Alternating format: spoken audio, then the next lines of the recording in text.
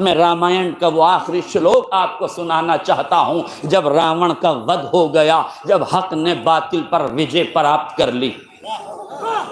آج میرا جملہ واضح ہو جائے، جب لٹیرا مارا گیا اور جس کو اذیت دی گئی تھی وہ کامیاب ہو گیا، تو جب لٹیرا مارا گیا آخری مرحلے میں ہے، ایک مرتبہ شری رام جی اپنے بھائی لکشمن جی سے فرماتے ہیں کہ سنو رہتا شری لکشمن، سنو بھیا لکشمن، یہ جو راون ہے نا بڑا گیانی تھا،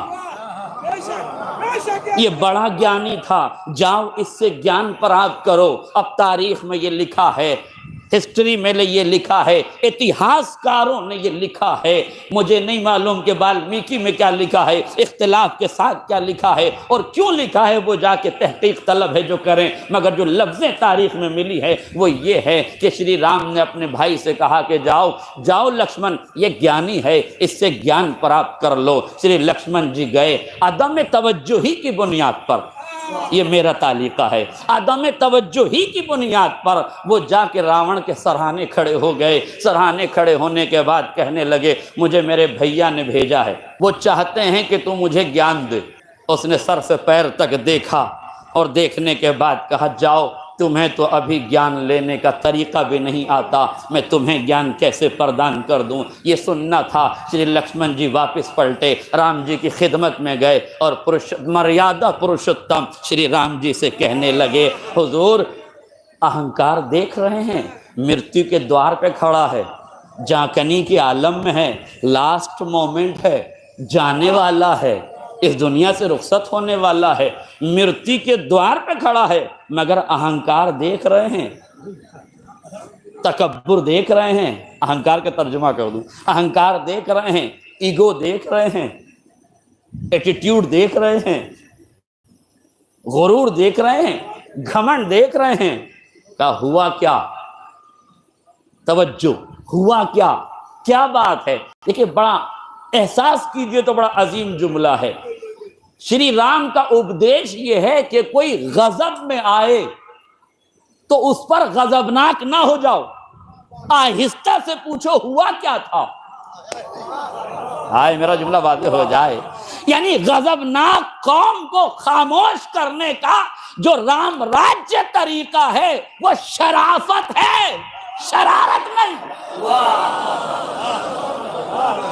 وہ شرافت ہے۔ غور فرمایا آپ نے، فوراً انہیں شانت کیا، خاموش رہو تھوڑی دیر، اب بتاؤ ہوا کیا؟ کہنے لگے براتا شریف مرتیو کے دوار پہ کھڑا ہے، مگر کتنا اہنکاری ہے، کتنا متکبر ہے، کتنا غرور میں مبتلا ہے، کہہ رہا ہے تمہیں تو ابھی شکشا پراپت کرنا نہیں آتا۔ شری رام مسکرائے، مسکرا کے پوچھا تم کھڑے کہاں تھے؟ کہا میں اس کے سرہانے کھڑا تھا۔ کہا تو پھر غلط جگہ کھڑے تھے، گیان گرو کے چرنوں سے پراپت کیا جاتا ہے، تمہیں پائنتی کھڑا ہونا چاہیے۔ میرے عزیزوں یہ ہے رام راجیہ کی وچار دھارا کہ جہاں تعلیم حاصل کی جائے وہ مقام بھی لائق احترام ہوتا ہے۔ یہ ہے رام راجیہ کی پریبھاشا کہ جہاں سے ایجوکیشن ملے، جہاں سے تعلیم ملے، اس مقام کا مہتو یہ ہے کہ سرہانے نہ کھڑے ہو، پائنتی کھڑے ہو۔ بھائی کا اپدیش سنا، فوراً پہنچے، جانے کے بعد پائنتی کھڑے ہوئے، راون کی آنکھوں میں آنکھیں ڈال کے کہا اب تو مجھے گیان دے دو، اب تو میں صحیح جگہ کھڑا ہوں۔ اب جملہ سنیے، آخری فرق تک توجہ چاہتا ہوں۔ راون نے جیسے ہی یہ سنا، یہ دو روایتیں ہماری سن لیجئے تاکہ بات کو سمجھنے میں آسانی ہو جائے۔ معصوم فرماتے ہیں خذ الحکمت ولو کان من اہل النفاق، حکمت جہاں سے پانا لے لینا، چاہے نفاق کے سینے ہی میں کیوں نہ ہو۔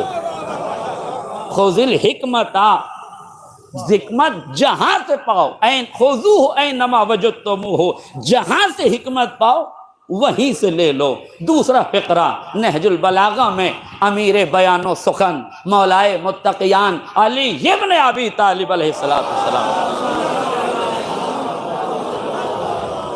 مولا فرماتے ہیں لا تنظر من قال بل انظر ماذا قال، دیکھو یہ نہ دیکھو کہ کون کہہ رہا ہے، میرا مقدمہ سنیے، یہ نہ دیکھو کہ کون کہہ رہا ہے، یہ دیکھو کہ کیا کہہ رہا ہے۔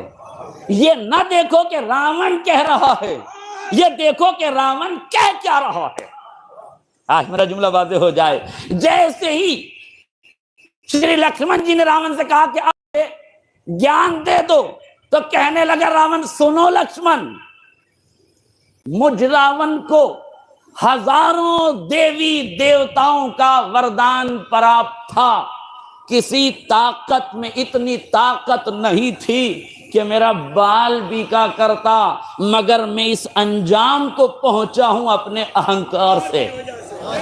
ہائے میرا جملہ واضح ہو جاتا، میں اس نتیجے پہ پہنچا ہوں اپنے ایگو کی وجہ سے، غرور کی وجہ سے، تکبر کی وجہ سے، گھمنڈ کی وجہ سے، انا کی وجہ سے، اہنکار کی وجہ سے۔ تو خیال رکھنا، کبھی اہنکاری نہ ہو جانا۔ میں امت مسلمہ کو، پوری دنیا کے مسلمانوں کو، پوری دنیا کے حکمرانوں کو یہ بتانا چاہتا ہوں، جب گیانی کا اہنکار نہ بچا تو اگیانیوں کا اہنکار کسی کا بھی نہیں بچے گا۔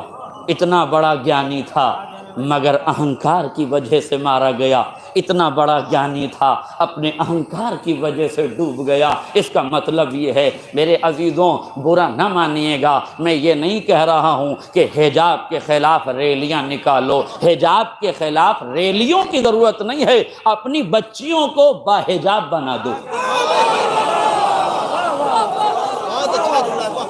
اپنی بچیوں کو باحجاب بنا دو، اس لیے کہ حجاب انسانی نظریہ ہے، حجاب ہندوستانی سبھیتا ہے، یہ اسلامی نظریہ بعد میں ہے، ہندوستان کی سبھیتا پہلے ہے۔ دیکھیں کچھ چیزیں فطرت میں ودیت کی گئی ہیں۔ امریکہ نے ایک گڑیا بنائی جس ڈال کا نام رکھا باربی ڈال، بہت سے لوگ جانتے بھی ہوں گے اس سلسلے میں۔ امریکہ نے باربی ڈال کیوں بنائی؟ تاکہ ایران میں بے حجابی کو عام کر دیا جائے، لہذا اپنا پروڈکٹ بنا کر بھیجا گیا ایران کی جانب۔ ایران میں جیسے ہی باربی ڈول پہنچی، ذرا سے اثرات ہونے لگے، بے حجابی کا پیمانہ چھلکنے لگا، مگر جو دیندار معاشرہ تھا، مذہبی معاشرہ تھا، مذہبی معاشرہ دو رخی نہیں ہوتا، مذہبی نظریہ رکھنے والے، مذہبی وچاردھارا رکھنے والے دوغلے نہیں ہوتے، ان کے یہاں جو مجلس کا پردہ ہے وہی شادی کا پردہ ہوتا ہے۔ آئے میرا جملہ واضح ہو جاتا ہے، جو مجلس کا پردہ ہے وہی شادی کا پردہ ہے، اس لیے کہ جہاں حجاب ہوس سے بچنے کا ذریعہ ہے تو مجلس سے زیادہ ہوس شادی کی ہے، اس لیے وہاں سے بھی بچنا ضروری ہے۔ ظاہر ہے جو دیندار معاشرہ تھا اس میں محسوس کیا، ایک عالم دین نے اپنی بچی کو تربیت دی تھی، ان کی زوجہ بھی تربیت یافتہ تھی، زوجہ نماز کے لیے کھڑی ہوئی ہوتی تھی تو بچی کے سر پہ اسکارف لگا دیا کرتی تھی، بچی روزانہ اسکارف لگاتی تھی، ماں کے پہلو میں کھڑی ہو جاتی تھی۔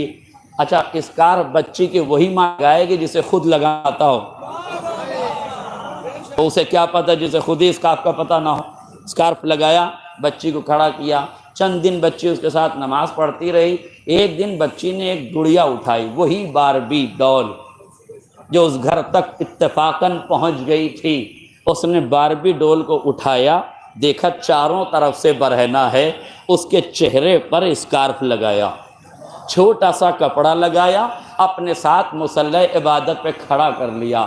باپ نے اس منظر کو دیکھا، محسوس کر لیا کہ دشمن کی سازش کو ختم کیسے کیا جاتا ہے۔ کمپنیوں کو متوجہ کیا گیا، امریکہ نے باربی ڈول بنا کے بھیجی ہے، اب ہم ایک ڈول بنائیں گے جس کا نام مریم رکھیں گے، جس کے چہرے پہ حجاب لگائیں گے، اسے امریکہ میں بھیجیں گے اور دنیا کو بتائیں گے کہ ننگے سماج کو حجاب کیسے پڑھایا جاتا ہے۔